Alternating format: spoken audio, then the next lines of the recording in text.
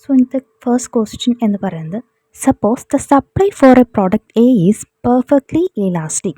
If the demand for this product increases, option A, the equilibrium price and quantity will increase. Option B, the equilibrium price and quantity will decrease. Option C, the equilibrium quantity will increase but the price will not change. Option D, the equilibrium price will be increased but the quantity will not change. അപ്പോൾ correct answer ഏതാണെന്ന് നോക്കുന്നതിന് മുമ്പ് നമുക്ക് എന്ത് നോക്കണം? ഈ ഒരു question answer ചെയ്യുന്ന മുൻപ് ആദ്യം സപ്ലൈ എന്താണെന്ന് മനസ്സിലാക്കണം. ഒരു സപ്ലൈ എന്ന് പറയുന്നതാണ് ഒരു സെല്ലർ ഒരു നിശ്ചിത പ്രൈസിൽ മാർക്കറ്റിലേക്ക് എത്ര ക്വാണ്ടിറ്റി പ്രോഡക്റ്റ് കൊണ്ടുവരാൻ തയ്യാറാണ്, അല്ലെങ്കിൽ ഒരു നിശ്ചിത പ്രൈസിൽ എത്ര ക്വാണ്ടിറ്റി അയാൾ വിൽക്കാൻ തയ്യാറാണ് എന്നതിനാണ് നമ്മൾ സപ്ലൈ എന്ന് പറയുന്നത്.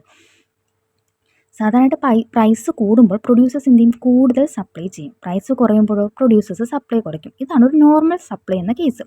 പക്ഷേ ഇവിടുത്തെ ക്വസ്റ്റ്യനിൽ എന്താ പറയുന്നത്? പെർഫെക്റ്റ്ലി ഇലാസ്റ്റിക് സപ്ലൈ എന്നാണ് പറഞ്ഞിരിക്കുന്നത്. അപ്പോൾ പെർഫെക്റ്റ്ലി ഇലാസ്റ്റിക് സപ്ലൈ എന്നാൽ എന്താണ്? അതിൻ്റെ അർത്ഥം ഒരു പർട്ടിക്കുലർ പ്രൈസിൽ ഒരു നിശ്ചിത പ്രൈസ് കാണും. പ്രൊഡ്യൂസേഴ്സ് എത്ര ക്വാണ്ടിറ്റി വേണമെങ്കിലും സപ്ലൈ ചെയ്യാൻ തയ്യാറാണ്. പക്ഷേ ആ പ്രൈസിൽ നിന്ന് ഒരു രൂപ പോലും കുറയാനോ കൂടാനോ പാടില്ല. അങ്ങനെ കുറഞ്ഞാൽ അവരെന്ത് ചെയ്യില്ല? സപ്ലൈ ചെയ്യില്ല. ഇപ്പോൾ ഒരു കമ്പനി ഒരു പ്രോഡക്റ്റ് 100 രൂപയ്ക്ക് സെല്ല് ചെയ്യാൻ തയ്യാറാണ്. പക്ഷേ മാർക്കറ്റിൽ ആ 100 യൂണിറ്റ്സ് വേണമെങ്കിൽ 100 യൂണിറ്റ് സപ്ലൈ ചെയ്യും. 1000 യൂണിറ്റ്സ് വേണമെങ്കിൽ 1000 യൂണിറ്റ് സപ്ലൈ ചെയ്യും. പക്ഷേ ആ ഒരു പ്രൈസ് 101 കൂടുകയോ അല്ലെങ്കിൽ 99 കുറയുകയോ ചെയ്താൽ എന്ത് ചെയ്യില്ല? അവർ സപ്ലൈ ചെയ്യില്ല. സോ പ്രൈസ് എപ്പോഴും ആ 100 തന്നെ ആയിരിക്കണം. അതുകൊണ്ടാണ് ഇതിനെ പെർഫെക്റ്റ്ലി ഇലാസ്റ്റിക് സപ്ലൈ എന്ന് പറയുന്നത്. ഇപ്പോൾ ക്വസ്റ്റ്യനിൽ പറഞ്ഞിരിക്കുന്നത് ഡിമാൻഡ് ഇൻക്രീസ് ചെയ്യുമെന്നാണ്.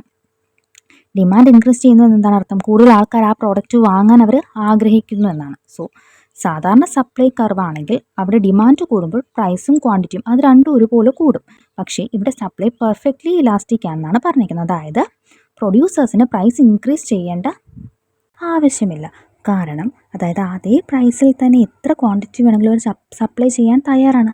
അതിനാൽ ഇവിടെ എന്ത് ചെയ്യുക? പ്രൈസ് മാറുന്നില്ല, പക്ഷേ ക്വാണ്ടിറ്റി മാത്രം ഇൻക്രീസ് ചെയ്യുന്നു.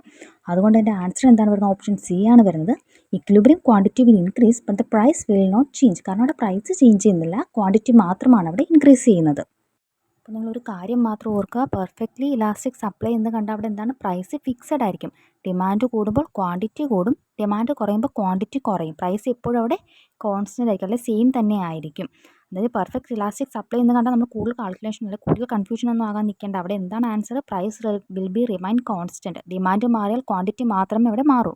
അതുകൊണ്ടാണ് ഇവിടെ ഓപ്ഷൻ സി ആൻസർ കറക്റ്റ് ആയത്.